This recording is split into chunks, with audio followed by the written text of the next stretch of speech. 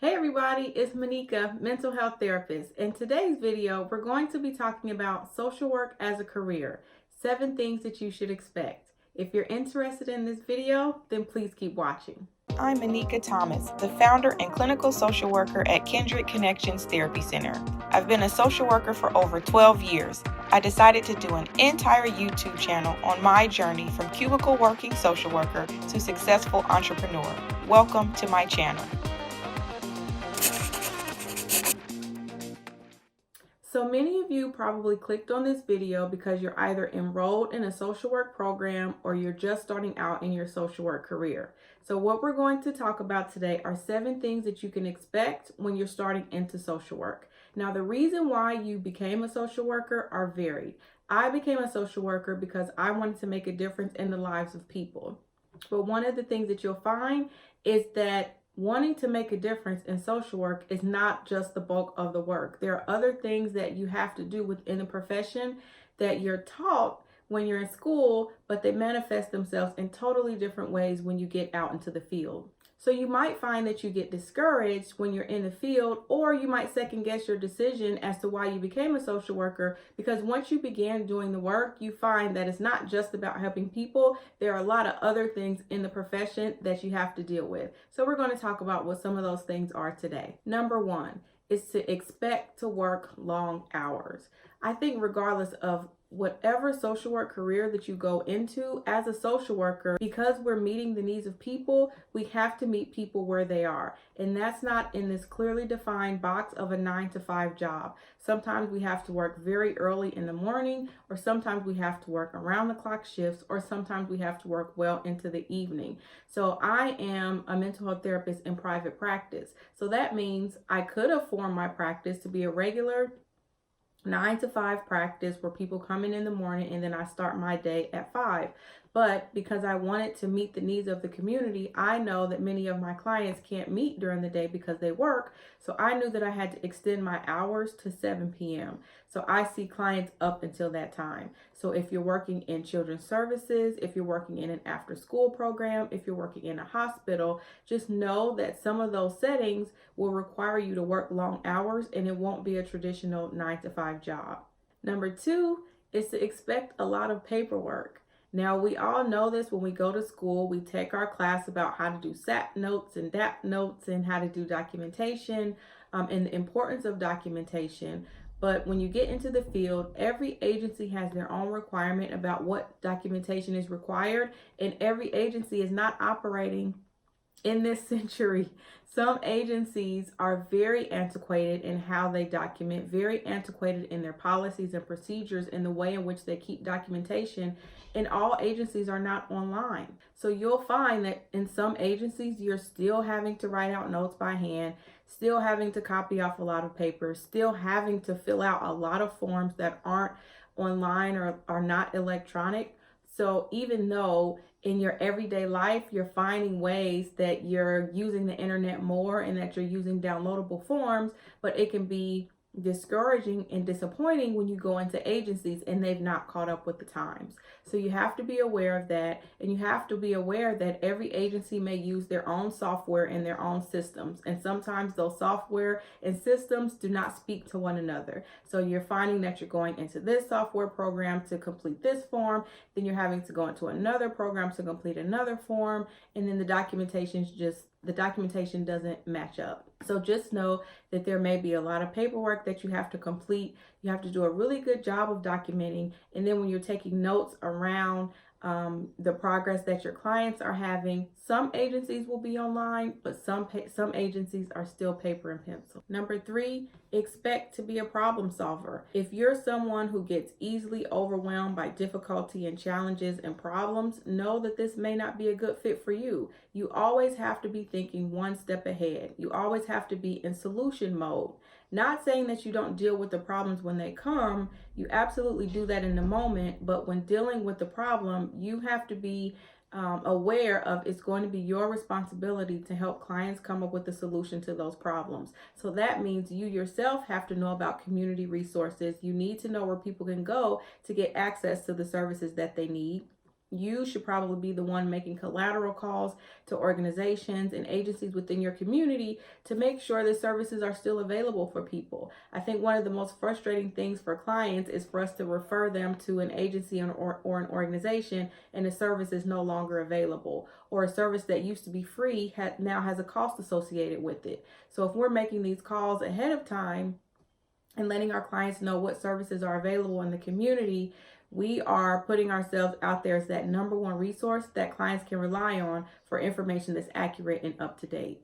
So another way in which you are going to be a problem solver is helping clients learn how to solve their problems themselves. So this doesn't mean that you lay out all of the solutions and all the ideas for your clients and then expect them to follow through with exactly what you want them to do. In some instances and in some agencies, if you work for children's services, for example, if a client is working a case plan, that's sometimes exactly what you have to do. But I find the best way to engage and work with clients is to engage them in the process, to ask them what is important to them, what outcomes would they like to see for their lives, what goals do they have, what are some things that they're thinking that they would like to see happen as a result of your interaction together. So the more that you can create case plans and strategies with clients, sometimes the least amount of resistance that you get, because they see themselves as being part of the process.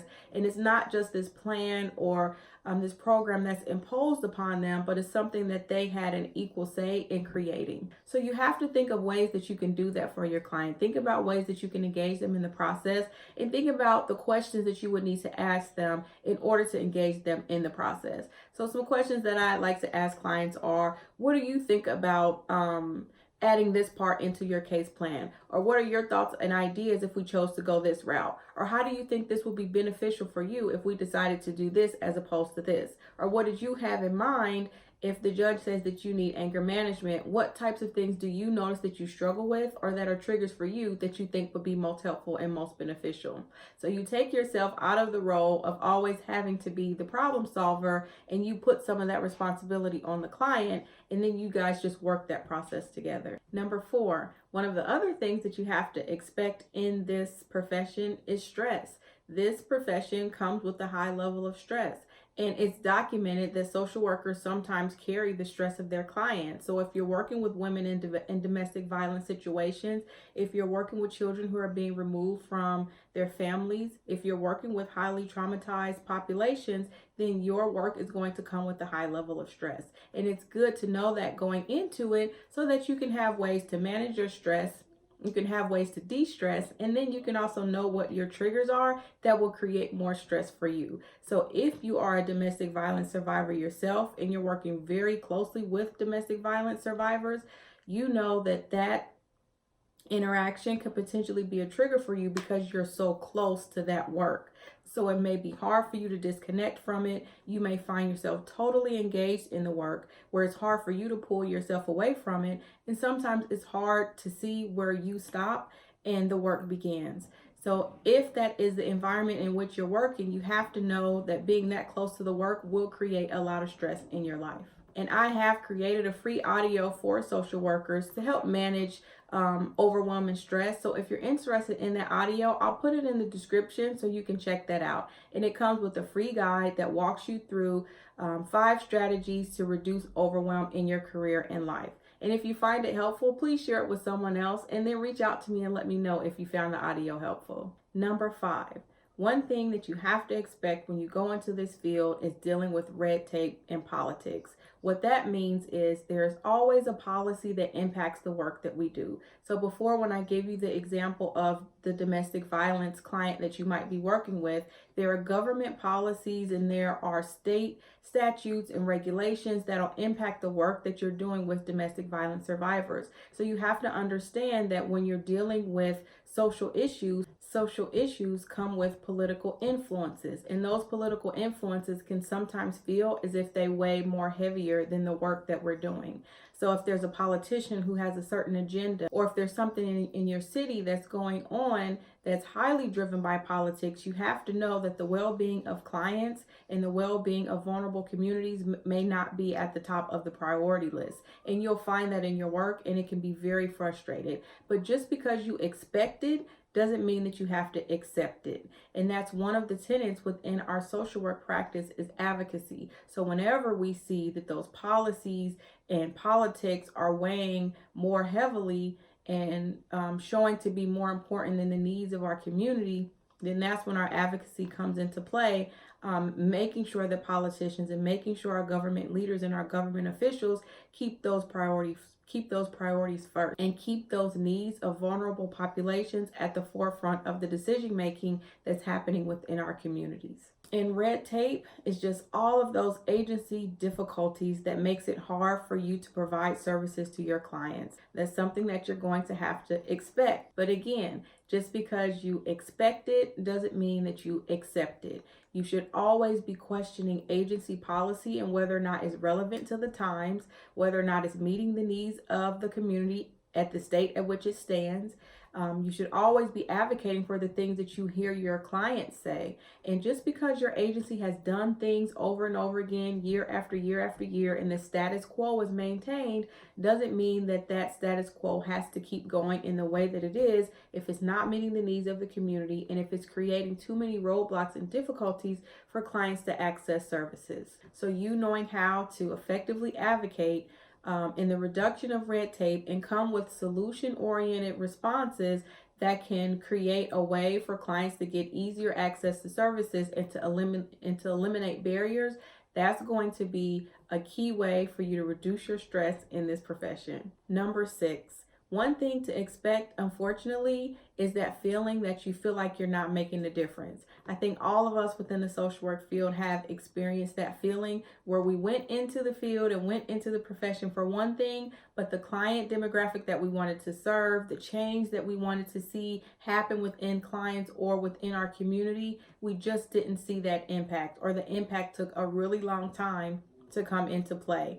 And even before, when I was talking about policy and politics and red tape can be those things that make it hard for you to see change in your clients, or make it hard for you to see that things are progressing on your caseload. So you have to know that when you're working in this field, that you will experience those feelings that you're not making a difference.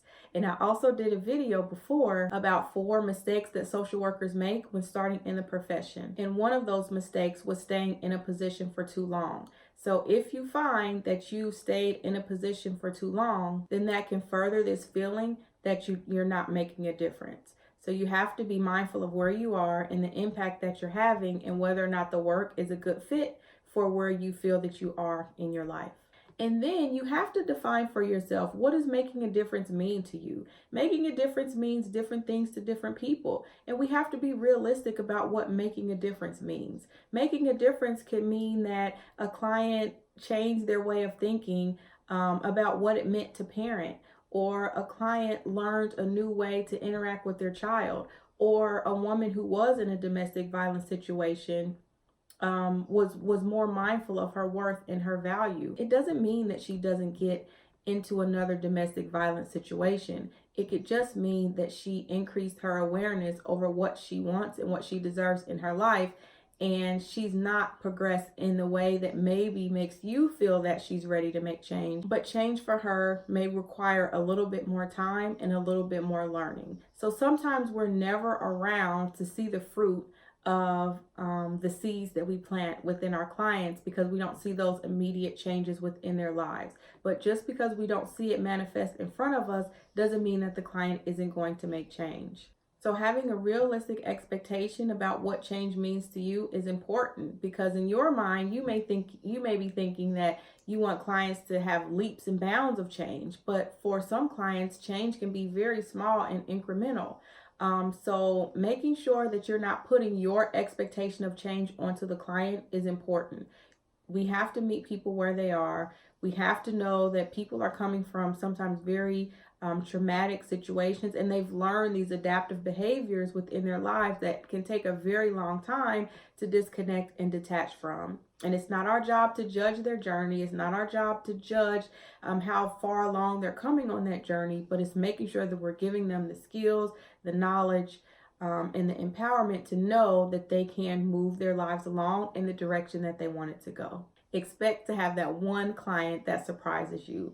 that one who you never thought in a million years that they would turn it around and that they would get themselves together, or the client that just seemed like they really weren't listening to what you had to say, that what you said seemed like it went through one ear and out the other, that they really didn't resonate with what you were saying, that they really weren't listening to what you were saying. But then you see them years down the line and their lives are improving, things are going well, or you talk to them months down the line and they've implemented some things that you have said to them or that you suggested.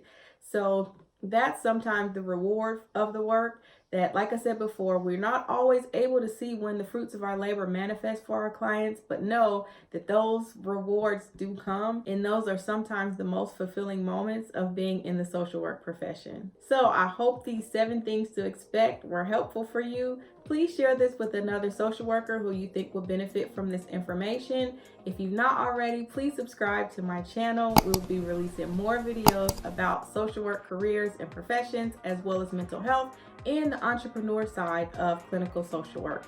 Thank you all so much for watching, and as always, be well.